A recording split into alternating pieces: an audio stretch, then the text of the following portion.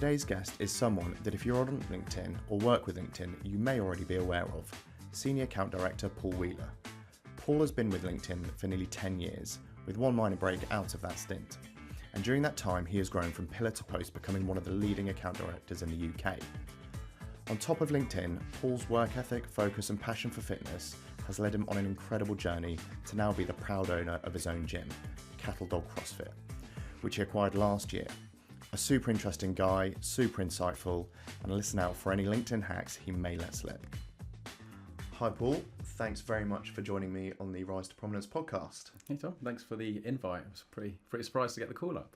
Not at all. I think you're going to be a great person for the people listening to this, for a variety of reasons, which obviously we'll dig into.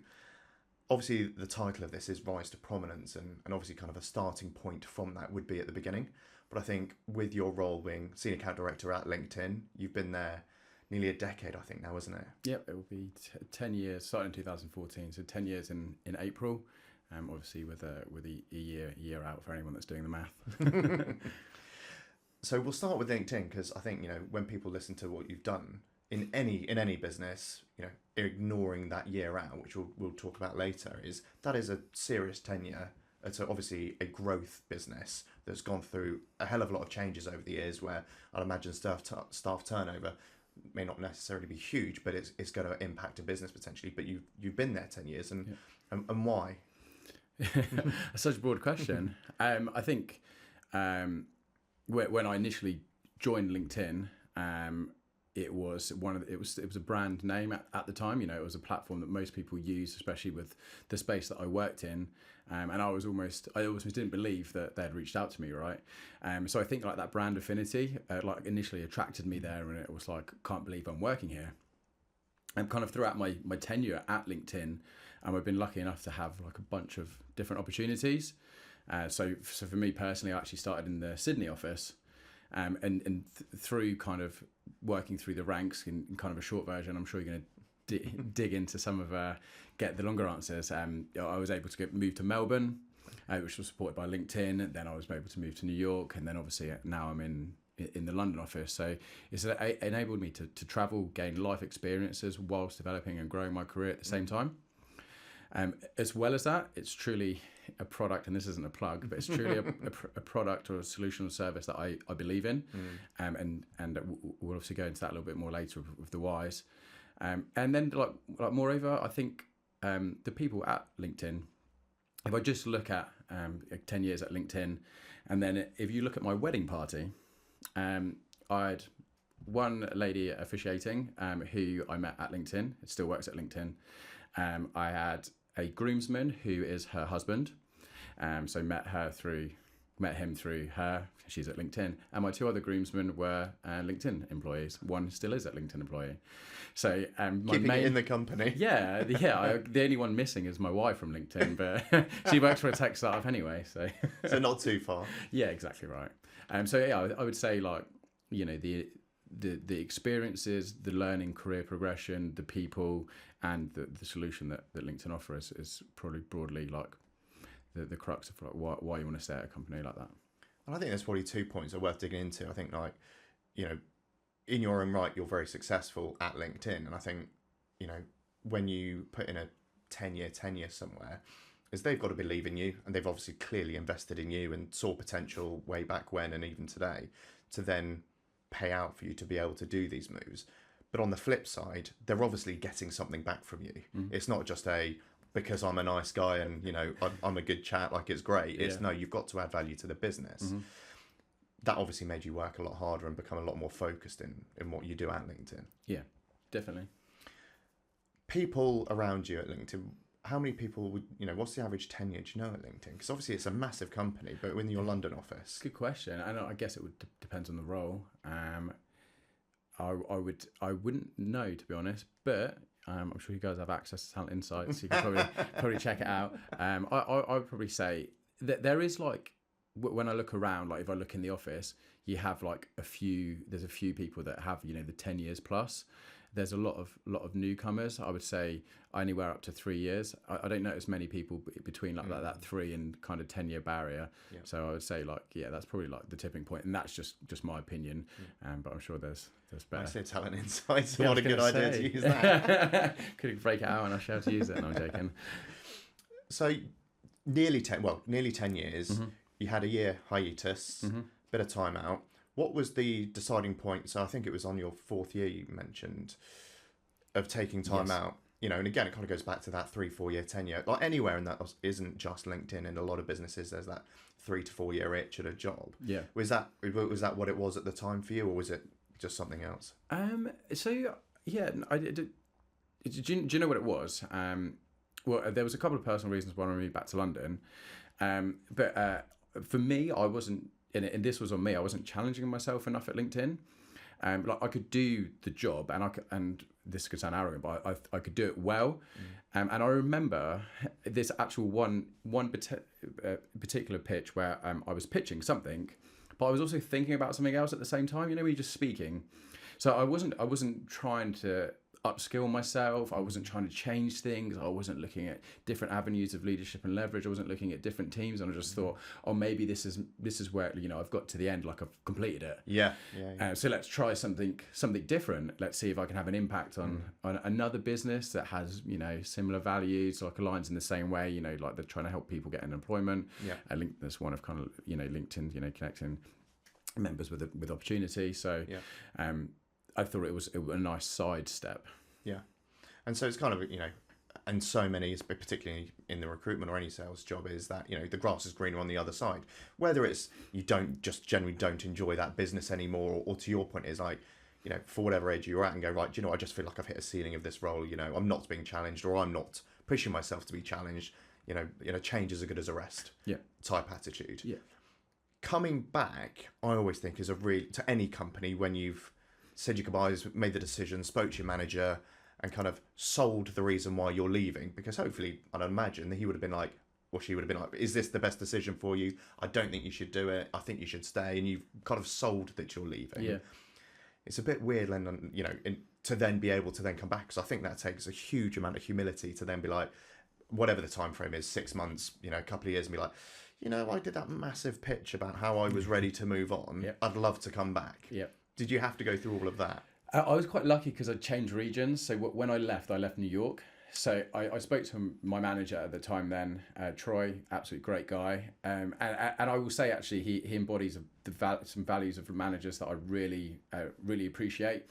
That, like, your manager supports you no matter what. And if your manager's doing a good job, they probably want to work for you one day. So to be honest, there wasn't that much pushback, but had there been, I was fortunate enough to come back to London office, and I still knew a few people.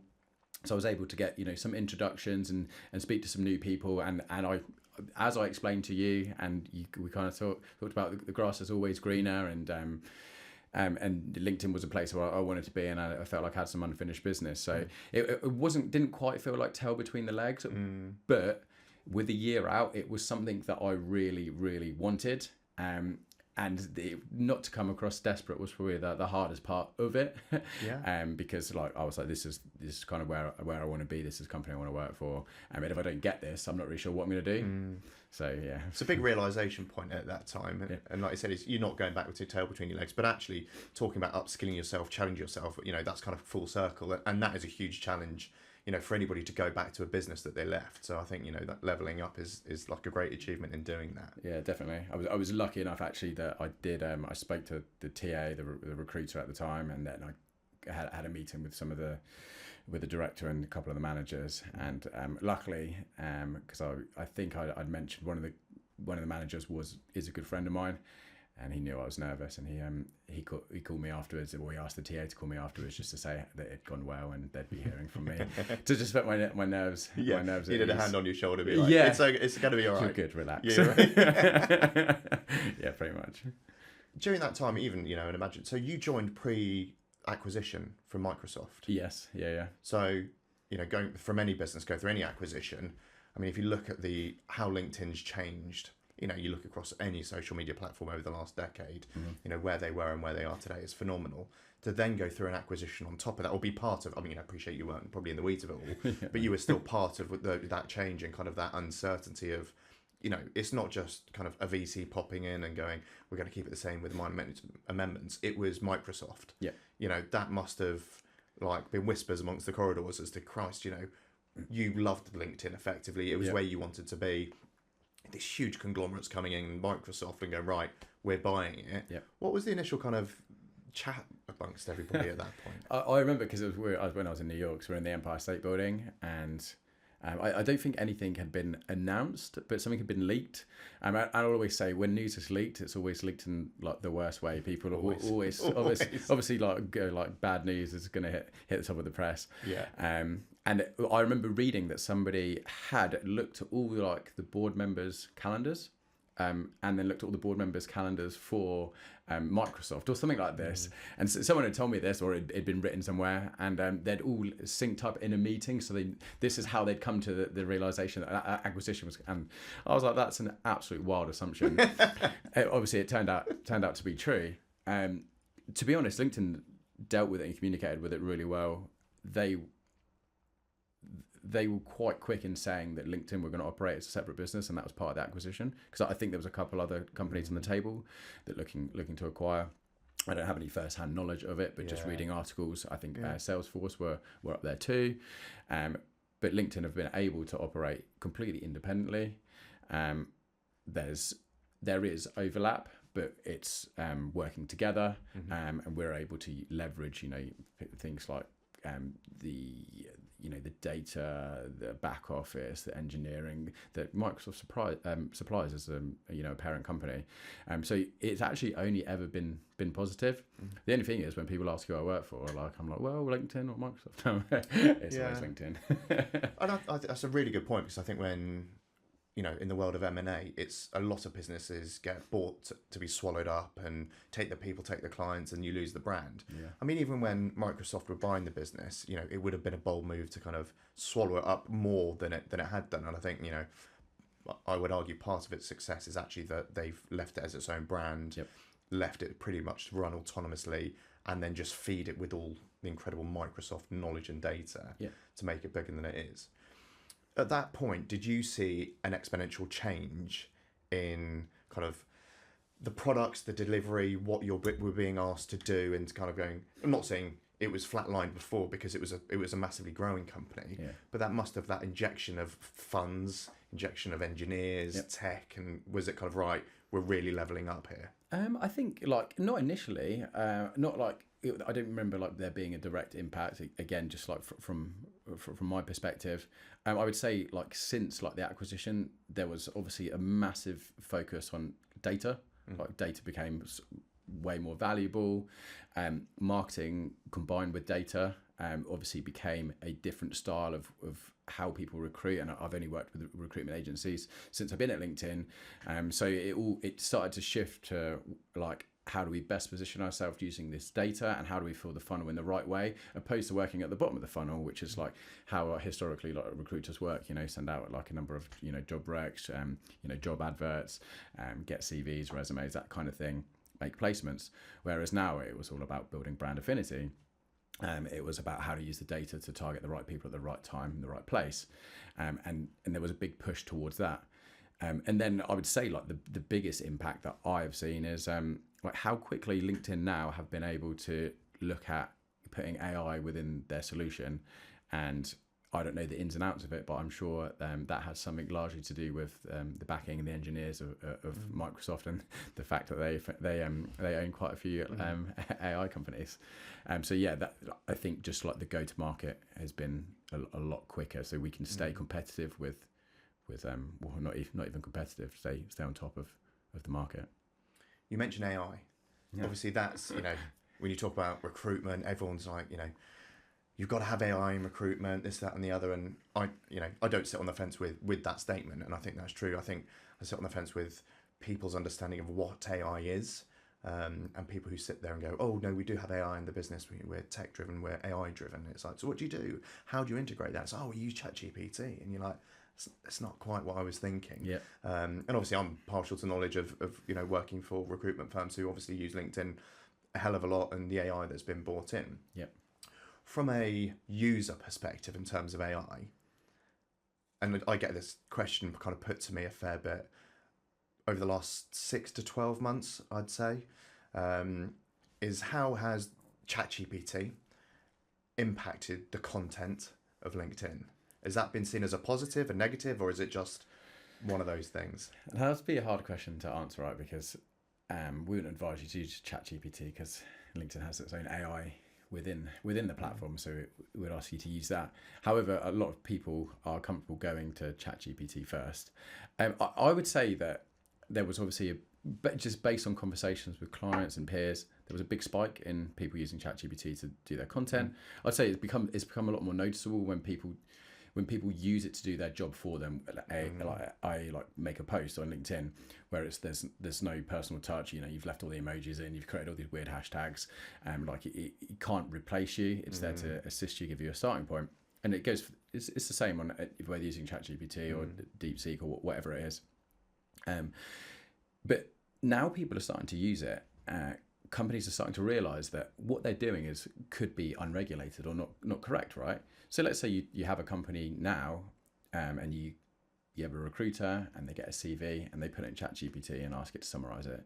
They have no authority to do that. And as companies start to realize that, they're like, okay, what platforms are regulated? What are the trusted platforms? In step someone like LinkedIn. So that's kind of like how I see it going. I think that there's been a big crackdown on the use of it within brands. I don't know if you're seeing the same thing, but I think people using it for free for all is you can't upload someone's data to to ChatGPT. And I think it's a really good point. I think no one's had sat anybody down in the recruitment one and go, right, this is how you use LinkedIn AI, the rights and wrongs, ChatGPT, DeepSeek, and all of that. People have suddenly content writers, this, that, and the other, and it's unchecked. And thankfully, LinkedIn's normally a pretty positive place from all the content that I see. Yeah. So there's nothing kind of untoward, stats you read that people or companies post. You think, oh, okay. But I think people are wise enough to do that. Where I'd say that's only 1% of what's going on. So it's still obviously a popular platform to post and read content as kind of news articles and things like that. Yeah.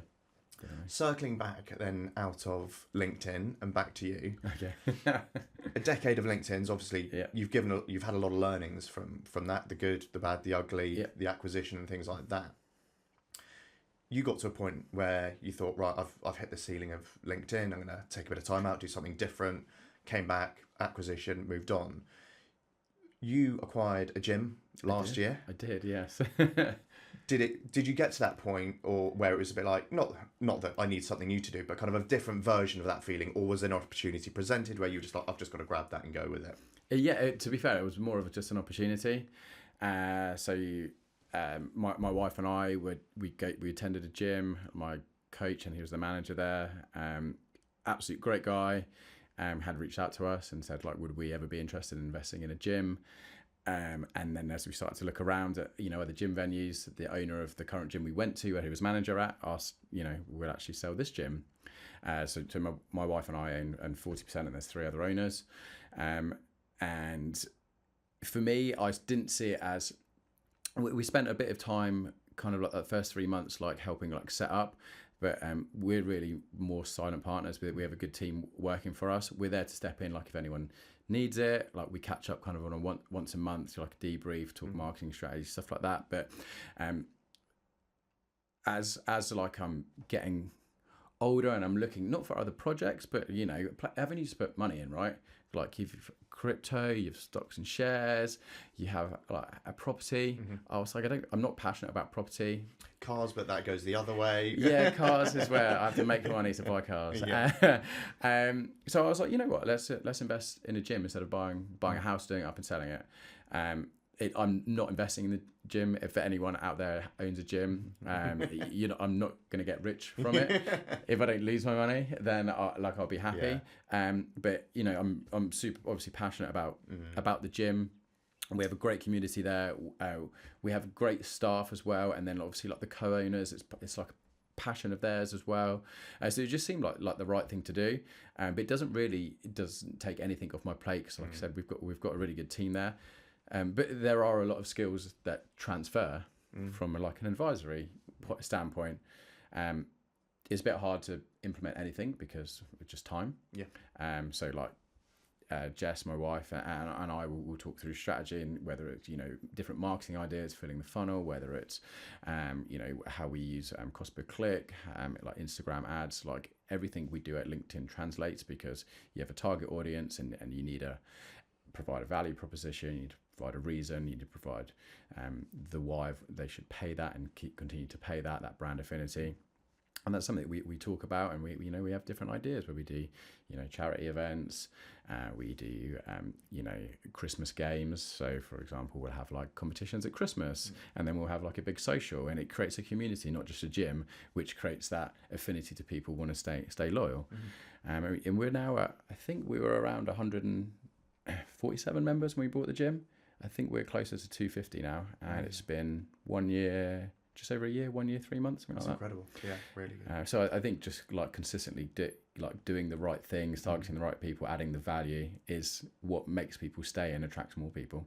And I think, like, to your point, is that transferable skills. I mean, recruiters have a tendency to change job more frequently than probably other industries. But I think to your point, which I like, is you don't have to change jobs. There are other avenues to do, whether it's like your point, property flipping, if you're passionate about gyms, and there are opportunities out there if you look for them. And yes, sometimes there's a little bit of luck involved as to how that comes about. Yeah. Do you have you're quite a confident guy. I've known you for a long time. In a positive way, you back yourself, and I think that's because of kind of your time at LinkedIn and what you've learned. Sure. Going, whether you're 40% or 100% owner of anything, it's still a different mindset. It's a different stress level. Yeah. Do you ever get imposter syndrome? Not really, actually. I thought maybe hoping for a better answer. No, not really. I think anything like as I've got older, this is gonna make me sound really old, but like everything's quite calculated. Like you don't take anything for granted. Like there's been everything's well thought out. There's plan A, plan B, plan C. Like I feel like this is what I should be doing, and this is why I'm doing it, and these are the outcomes I can expect. So not really, I wouldn't say. Sounds all very methodical, planned structures, which is great. You have a vision, and you back yourself to carry that vision out in its entirety. Whether it was pre-LinkedIn, LinkedIn, or the gym, then it can't all have been smooth sailing along the way. So what's kind of cropped up that you've like had any experiences of going, that was not what I expected, or I'm gonna have to deal with that in a really difficult way? Oh, do you know?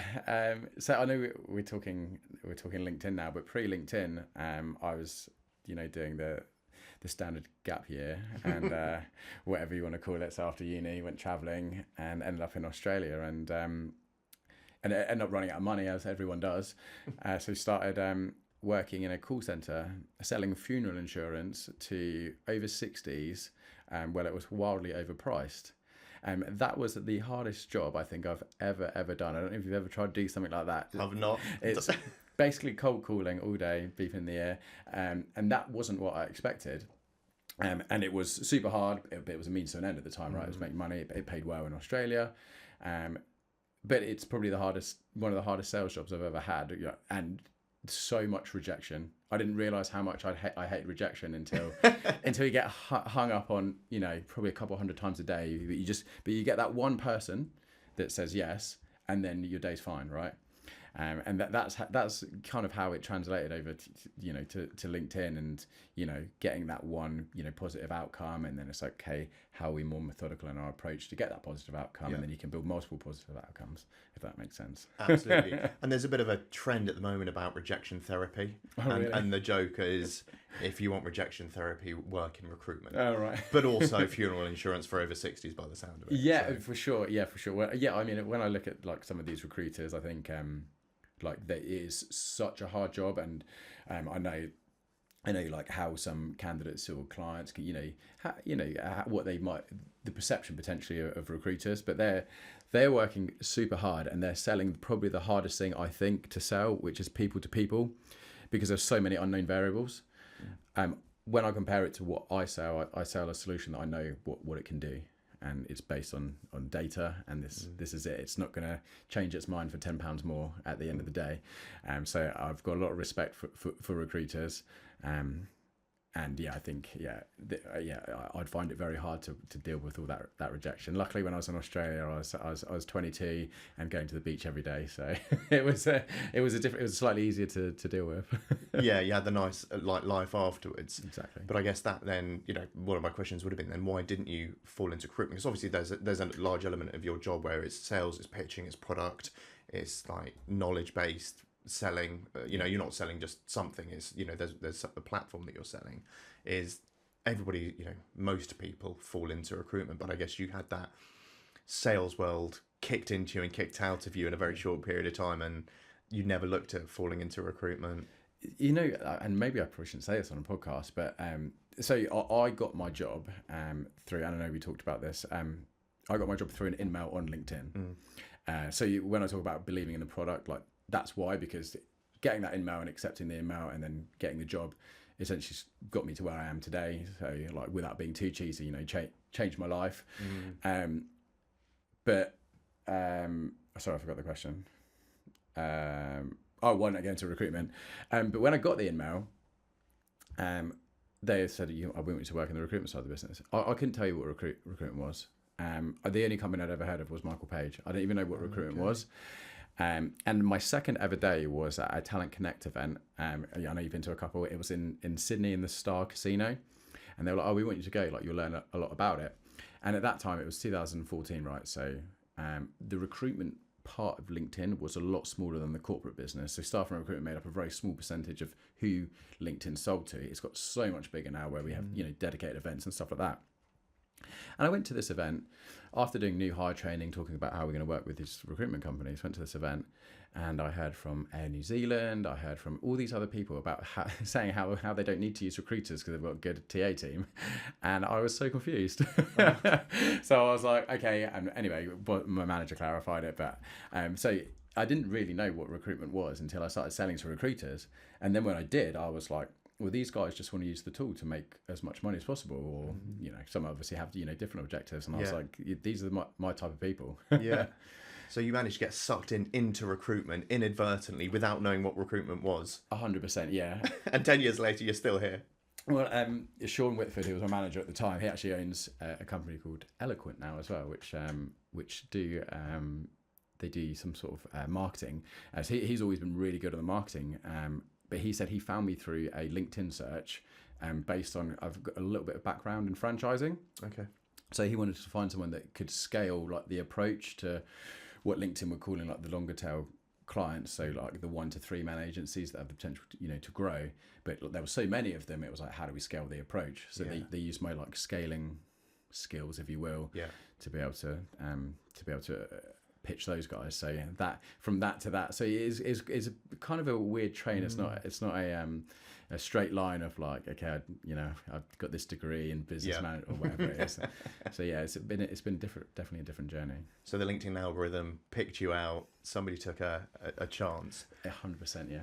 LinkedIn algorithm always amuses me. It's like the amount of people that sit there and I imagine it's probably even harder to decode an A/B test with Microsoft behind you as an engine as well, and all the tips, hints and tricks and I'm sure I've asked you over the years, what more could we be doing? What should we be writing? Should you have 50 hashtags, no hashtags, 3 hashtags? What else? How does the algorithm work? And it's always one that, when we do the marketing or branding side of things, it's literally the top question. It's like, how do you crack it? What is it? And it's like, I don't, it's like the secret sauce, isn't it? I don't think anyone knows anything. Yeah. You've just got to be consistent and consistently informative and good. 100%. Yeah. Everyone asks that question. Like, what's the best LinkedIn post? Or what's the best like trending post? What this person's writing about? There's so many variables. The algorithm's always adapting. Yeah. At the end of the day, you need to be consistent. You need to be providing value, and you need to be measuring what you're doing, and doing that with a purpose. So like you need to be posting about, like, if we're talking about posting, like what your company objectives are, what your target audience needs, and what the potential outcomes are. Then you'll find like a sweet spot, like in the middle somewhere. There's no point in posting like just just without a purpose. Yeah. So I always tell people that, and then like measure, adapt, change, see how your audience are engaging. It's there's no right way, and I know you have asked me that question many times. I'll probably ask you next week and the month after as well. I don't have the silver bullet, and if there was an actual secret sauce, I'm sure they wouldn't share it with me. No. Oh, don't knock yourself. You never know. So you talk about being methodical, organised, structured, having this kind of vision of what you've kind of achieved from, post the funeral insurance job. What are your two or three biggest learnings then that you would kind of give advice to people, kind of looking at what you've achieved at LinkedIn, kind of not pivoting, because obviously you're still very much involved in everything in LinkedIn, but going, going to fork off and invest in a gym and look at that is. So what are your kind of couple of top tips on? Yeah, definitely. I was talking to my wife about this actually in the car today, and I'll give them in no particular order, but we were the one that I probably is that would probably resonate with the most is just hard work. Like you can always outwork someone. Hard work and discipline. Like there's, and I'm not saying everything I do is in the right way, but like at the beginning of every year, like I don't want to spend ages doing a business plan, but it's the right way to do it. Like I don't want to get up at I'd love to stay in bed till 9 o'clock and then roll out of bed and go to work. But I'm like, okay, well, if I get up and I go to the gym, then I could be at my desk at 7 and then I can get a kickstart on the day. That's the same mentality I have as well. You always got 4 kids though, so three. Sorry, three kids. Sorry. So I think like just being disciplined and just consistently putting the work in, and being consistent with the work. So this probably expanded slightly, but when things don't go well, you still need to be consistent. You can't just switch off. Like you still need to do the right things. So I would say that's the one that probably, like I'm probably not the best salesperson. I'm definitely not the smartest at LinkedIn. But like I just continue to do the right things and upskill myself as much as possible to try and add value to the client, to try and meet LinkedIn's objectives. And the other one is, or one of the other ones I was thinking about was feedback. I think like consistently asking for constructive feedback is something that will help you develop, and like not being afraid of it. Not constructive criticism. Yeah, exactly. Not thinking of it as a rejection or something. I won't take that one. And then, but like twofold with the feedback as well, right? One of my biggest learnings is like when you're providing feedback, beware of your surroundings and who's around you, because your feedback can have an impact on other people. So like what you say, what you do, a new policy comes in and you vent to the team. As an example, like what impact does that have on everyone else? How does that change your work style? So I say like feedback receiving and the way you give. And then get yourself a mentor. I know it's like everyone would probably say this one, but I would preferably choose someone outside of LinkedIn, so they don't get stuck in the LinkedIn lingo. They don't need to know the ins and outs. They need to be that person that you can talk to, you can have some guidance from, you can understand what they're doing, and that's probably been kind of my biggest avenue for growth. I was lucky enough to, one of my mentors is a really good friend that used to work at LinkedIn, so they have some sort of understanding of what I'm talking about. They're relatable. Yeah. But now they're a CRO at a startup company that's got quite big funding. So again, it's understanding what they're doing differently. So I think like not being inside the LinkedIn bubble does help, and looking at a mentor outside. So whatever company you're in, for example. So if you're in recruitment, if you're a recruitment consultant, listen to this. What could you do? Who could you speak to outside of recruitment? I think all of those are actually generally really, really good answers. And I think like the mentor thing, I think I've got one. I think it's been invaluable over the last probably year, like particularly during the acquisition. And just when you think you're, to your point on like sitting down doing a strategy, and whether you have great experience or some experience, it's like doesn't mean they're always right, or you've thought of everything. And it's like bouncing those ideas off in a completely different sector, completely different age, young or old. It doesn't really matter. People will always see things differently to you. So I think that mentor thing is, as people grow in their careers and opportunities come, go, bit of luck involved, is going, this has come up, like I think I'm going to go for it. want to run it past you, and you have another adult conversation with somebody outside of your little brain circle and giving you good advice. Yeah, it's like definitely taking a lens back, and then sometimes you don't, with a mentor, you don't even need advice. You just need to say it out loud to someone else that's not in the business, and then you're like, there. Actually, I don't need you. Don't worry. I've done it. Yeah. It's a really stupid idea. I'm not going to go anywhere with that. Yeah, no, it's a great idea. I'm gonna double down on That's it. more me than you. No, never. You're obviously a well-connected guy. LinkedIn obviously has supported that over the decade around the world. Yeah. Who would you recommend, or who, it doesn't have to be like mentor kind of level person, but whose journey have you seen, whether it's inside LinkedIn, outside LinkedIn, over the last decade or so that you've been in industry, that you would be like, their rise to prominence has been phenomenal? I'd love to go for the easy answer and say the people that left LinkedIn and went to Snowflake pre-IPO. But he's... you know what I like? I know this. He's probably not going to watch it anyway. But my mentor he's like Rick has done like really, really well. He's one of my best friends as well. But he left LinkedIn. He's got a couple of kids. They moved. He moved back from Australia to America, and he left LinkedIn and he's joined multiple startups to find the right one. Wow. And like as I mentioned, he's a CRO at a company now that have either got funding or about to close on some funding too. And it was privately owned. So. His resilience, and so you asked me about like the side hustle. There's two avenues, right? It's like for me in my head, it's like get a side hustle, invest in property, invest in gyms, whatever, or like look at what's the next startup, what's the next Snowflake, what's the next LinkedIn, and you take that gamble consistently, and you might get knocked back, you might get that rejection, or it might not work, or the companies might get that funding, or they might get acquired too early, and it's something that he's managed to ride the wave, and I think like that resilience is something that I definitely admire. And I don't think it's something that I could do. It's a really interesting point. I don't think it's something I could do, and I think like the investing and stuff I've done for a long time, and it's always when I've had a job or I've had other income, and it's been a side hustle and it's just grown naturally. Where I've got friends who like just do contracting, and I'm like, how?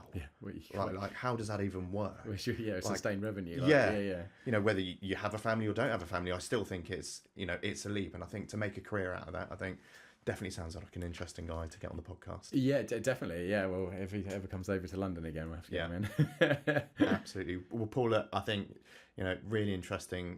Definitely last 10 years of your rise to prominence for sure. I think it's whether it's the pivot out into the investments into gyms, or what you've done into LinkedIn and go through acquisitions and everything. That's been super interesting. Thank you. So, mate, thank you for having me. Not at all. Cheers, mate.